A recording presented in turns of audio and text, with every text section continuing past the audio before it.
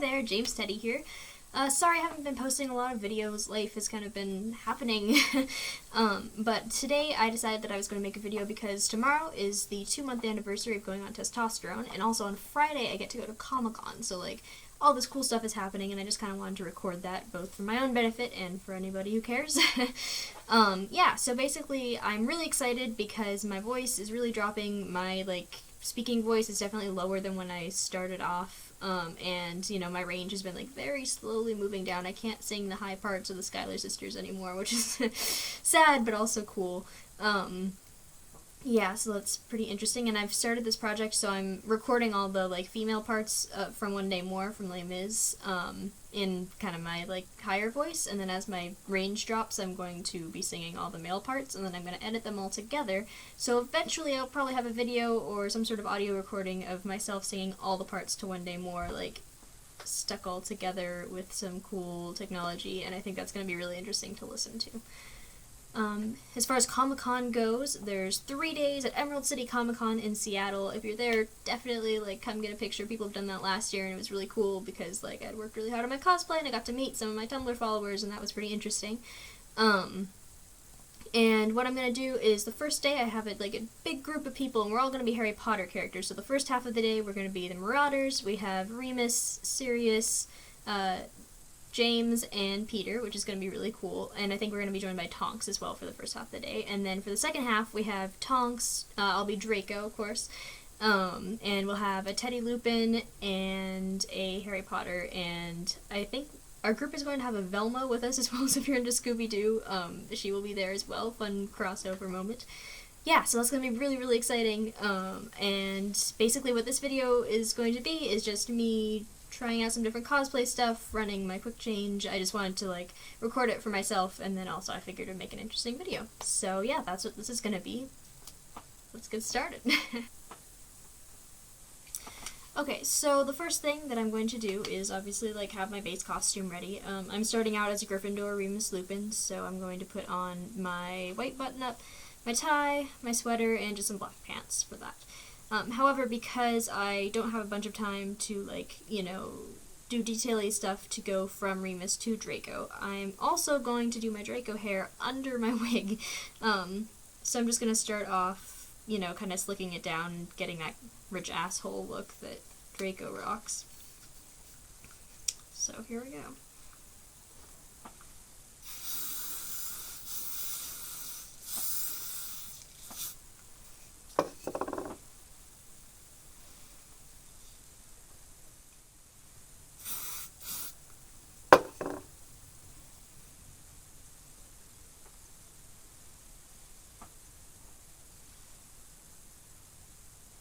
So while my hair is drying from that experience, I'm going to start in on my Remus Lupin makeup. And this is pretty involved. I have liquid latex from Ben Nye, it's pretty good, and copious amounts of dark blood for some reason. Also, basically the applicators that I use are just these little, weird pointy Q-tips. And the kind of foundation that I use is called NARS. It's this weird roll-on stuff. It kind of looks like a lipstick, but it goes on her whole face, and I think that's pretty snazzy. Anyway, so I have all of that, and then I really like, for outlining the, scratches, not the scars, but the scratches, this waterproof, Wet n Wild liquid eyeliner. I've had the same thing for a year, and it lasts forever, so it's great.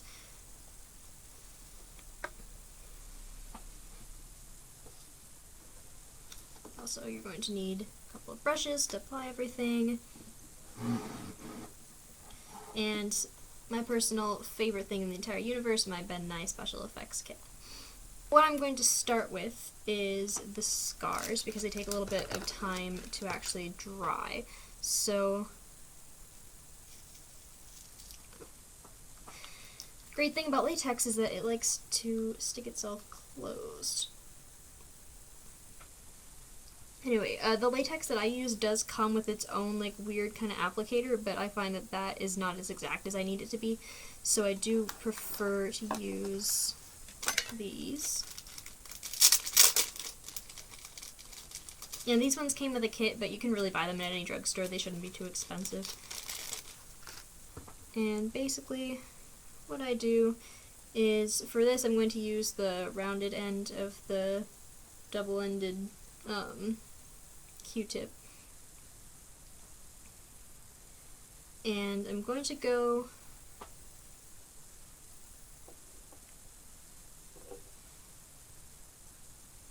just from here and kind of make that slashing motion that I would make if I were kind of clawing at my own face if I were a wolf.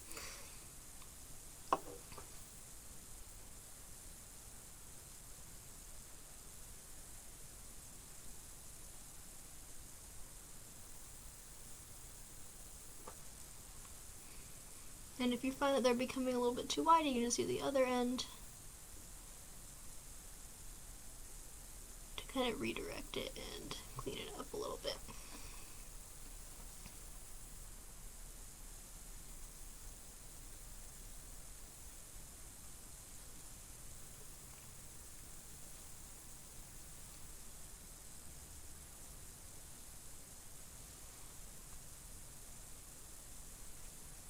And I might grab a mirror actually because my camera is not quite high def enough. So what I like to do is 3 of these scars. Oops. Might switch to the more exact end for this. And you really want to watch out. It sometimes will like kind of separate and stuff, so you want to make sure that you're going over each scar a couple of times to make sure that the latex is actually there and visible.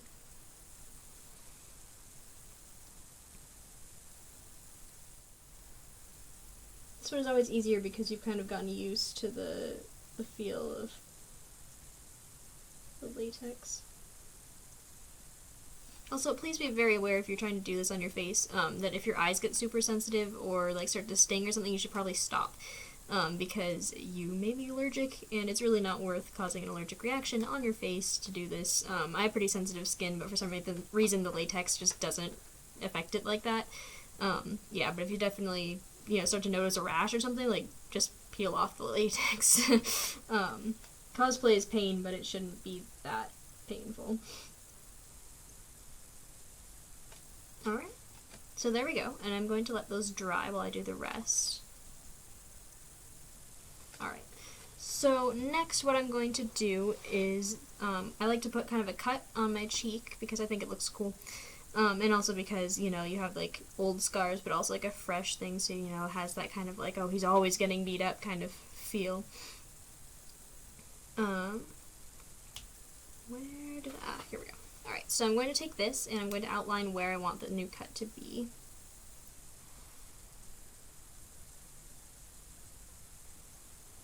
So that's just going to be a guide, basically, for where you're going to put the blood, and also because it kind of puts a darker look right there, it will end up looking a lot more like you have kind of like a scab on your face, rather than just blood that seems to have come from nowhere.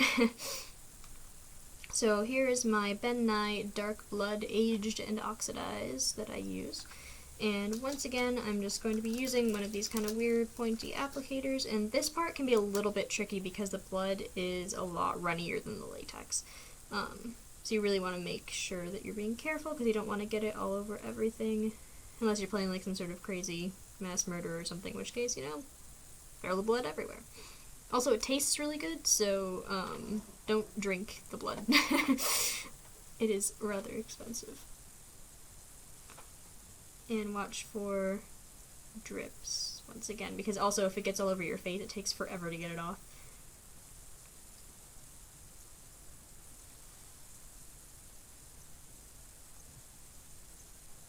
And what I like to do is always go in kind of a downward motion, so if it does drip, it'll drip more onto the path that you're trying to go with the scratch. So kind of work with gravity here.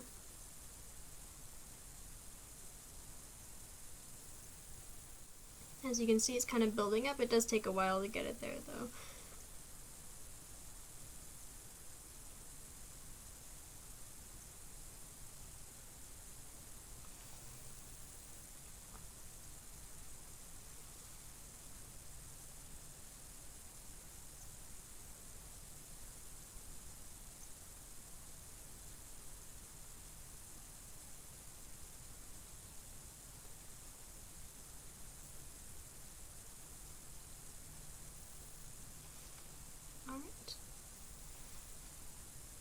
So there you have it. I now have a giant scratch going across my cheek.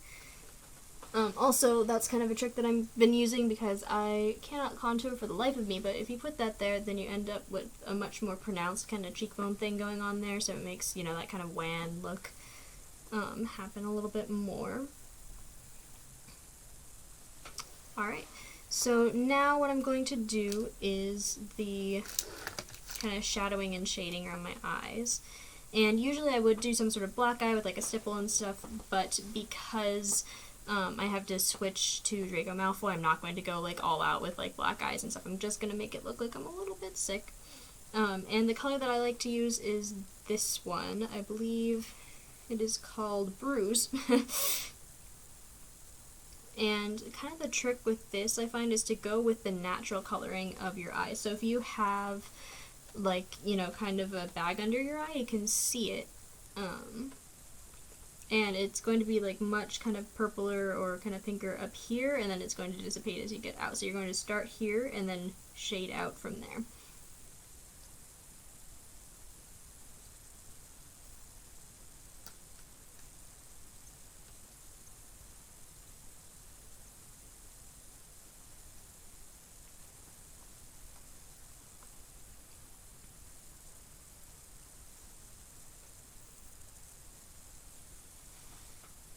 And the latex should be fairly dry at this point, so just be careful as you're doing that on the eye. Alright, so now that you have the scars and the shading and this done, the next step is, of course, the wig.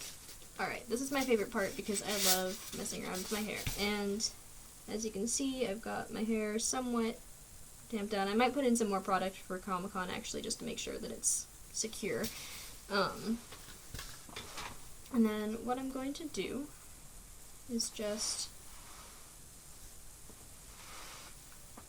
go like that. Kind of get this out of my face a little bit.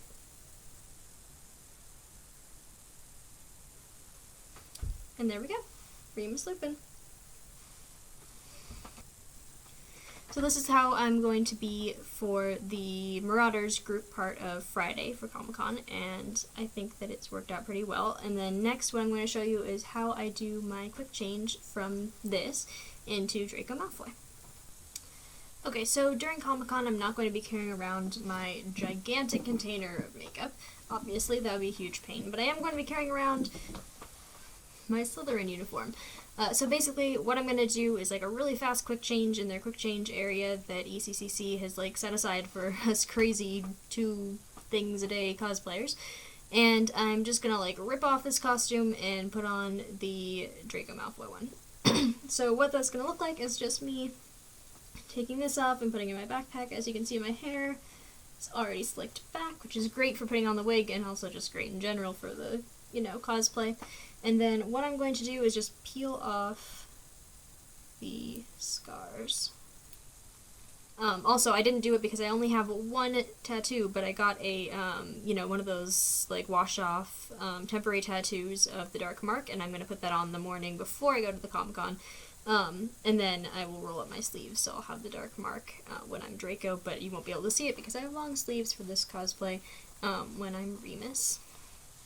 So here we go.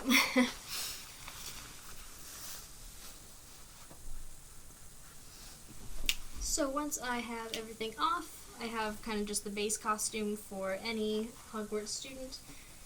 I'm going to grab my tie, making sure to keep my hair in place,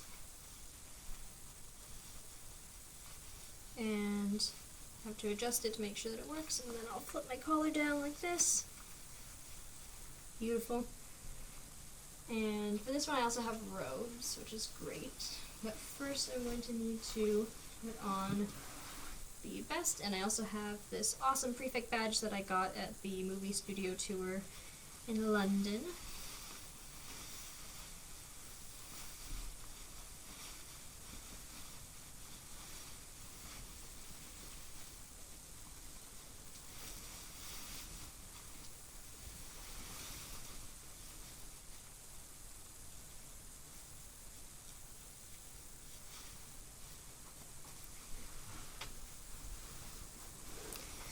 And here we have the infamous Draco Malfoy.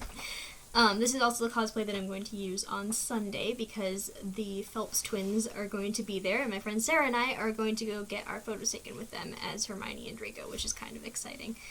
Kind of look like I just had a meeting with Potter in the prefect's bathroom. Alright, anyway, so that's how that looks.